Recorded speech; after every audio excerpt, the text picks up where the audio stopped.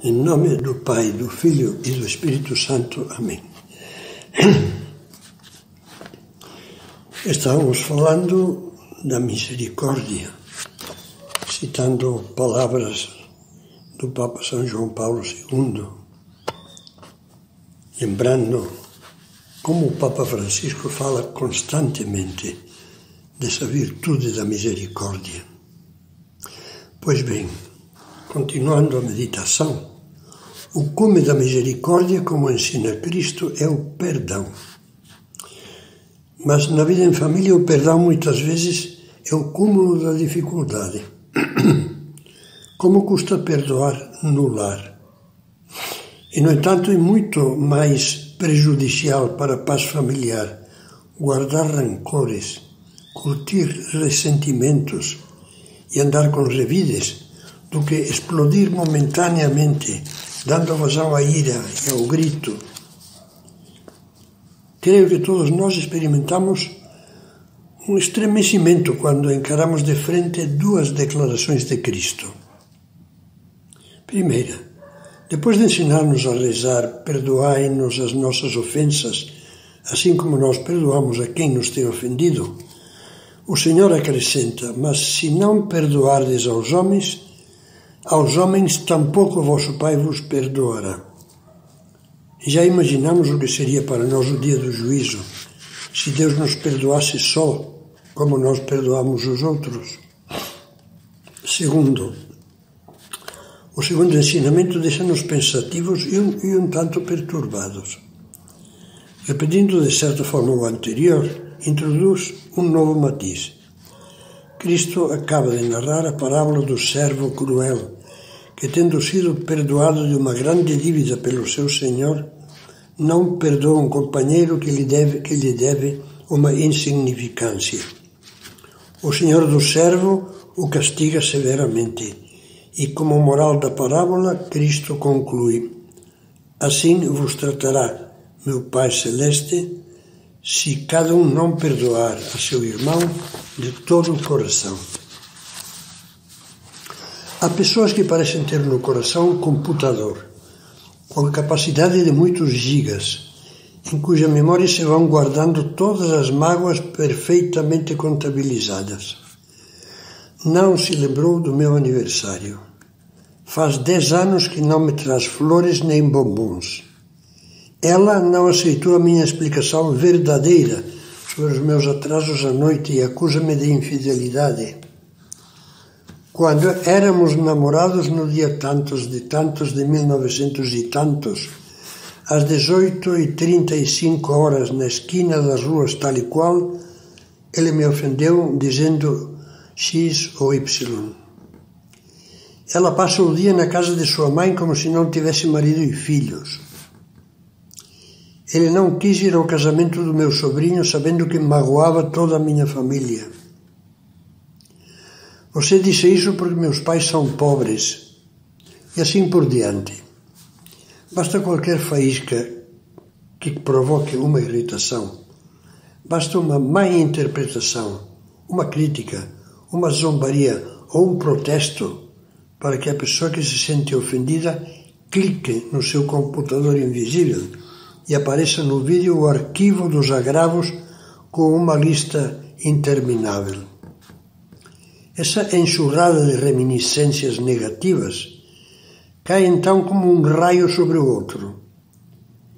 Reacende a fogueira das acusações mútuas e aumenta o círculo vicioso dos rancores e das recriminações. Adeus a paz. São Paulo sabia bem de que massa estamos feitos e por isso, pensando no amor que gera a paz, dizia, como víamos acima: suportai-vos uns aos outros e perdoai-vos mutuamente se um tiver contra outro motivo de queixa. Como o Senhor vos perdoou, assim perdoai também vós. Como são importantes os pequenos perdões no lar.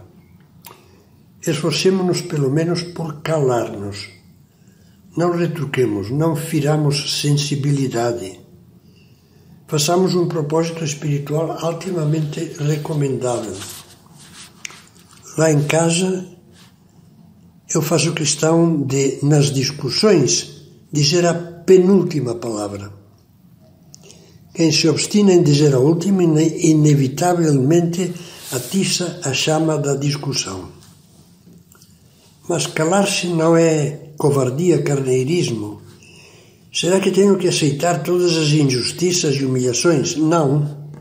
Às vezes pode-se e deve-se cortar energicamente e na hora um despropósito.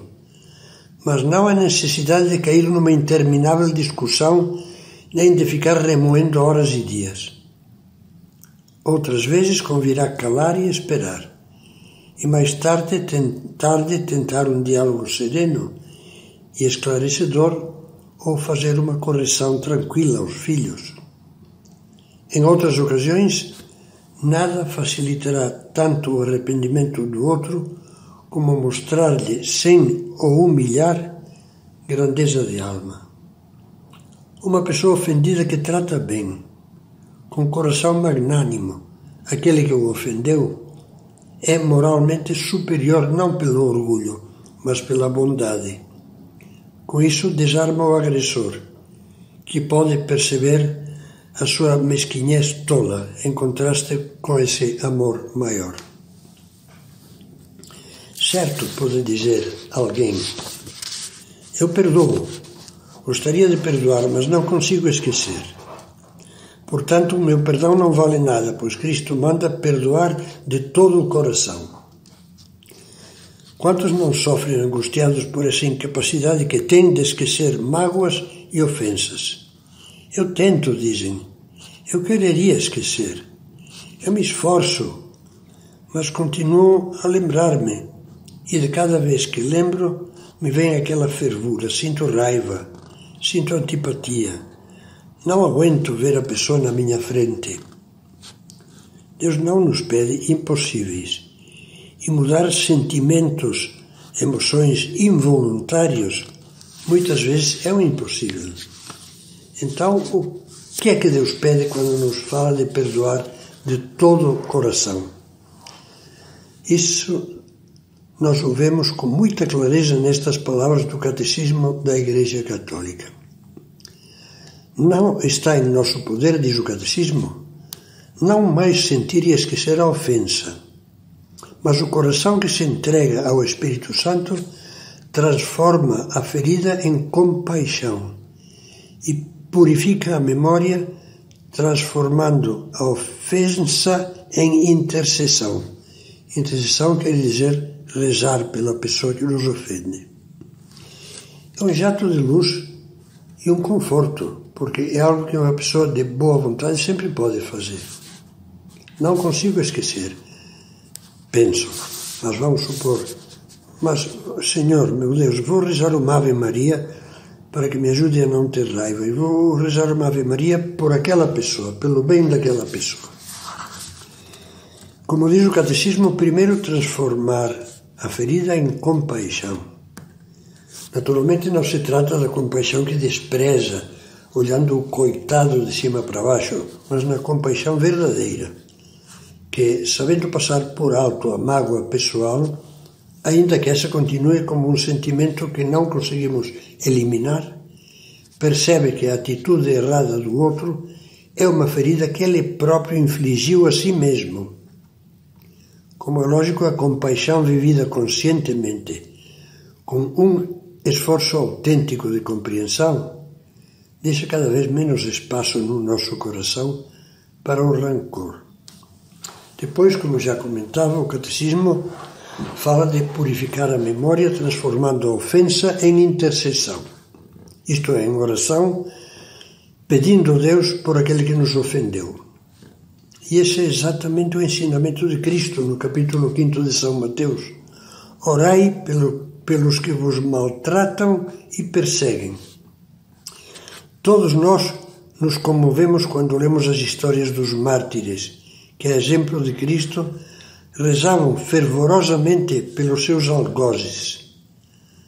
Mas por que achamos que isto não é conosco?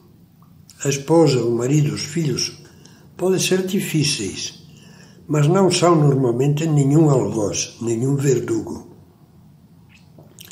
Quantas vezes rezamos por eles?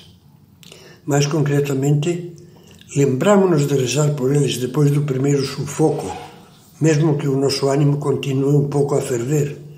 Lembramos-nos de rezar por eles todas as vezes que nos ofendem ou nos tratam com desconsideração. Será que isso nos parece esquisito ou impossível? Não é verdade que seja. Seria uma pena se fosse assim, porque é um ponto básico do espírito cristão. É preciso decidir-nos a lutar para vivê-lo.